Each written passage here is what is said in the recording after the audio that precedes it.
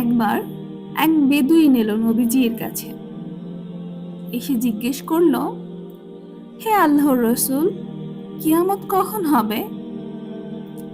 নবী সাল্লাল্লাহু আলাইহি ওয়াসাল্লাম লোকটির কথার কোনো জবাব দিলেন না। তিনি পাল্টা প্রশ্ন করলেন বেদুইনকে। তিনি বললেন, তুমি কি প্রস্তুতি নিয়েছো কিয়ামতের জন্য? বেদুইন তখন চুপ হয়ে গেল।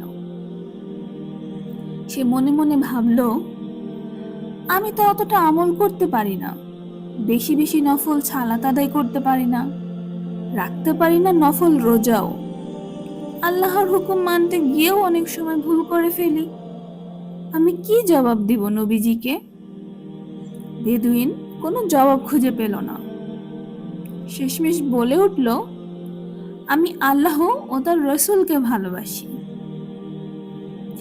নবী সাল্লাল্লাহু আলাইহি সাল্লাম তার কথা শুনে মুচকি হাসলেন। এরপর বললেন, তুমি যাকে ভালোবাসবে কিয়ামতের দিন তার সাথেই থাকবে। যার সাথে যার ভালোবাসা, তার সাথে তার কিয়ামত।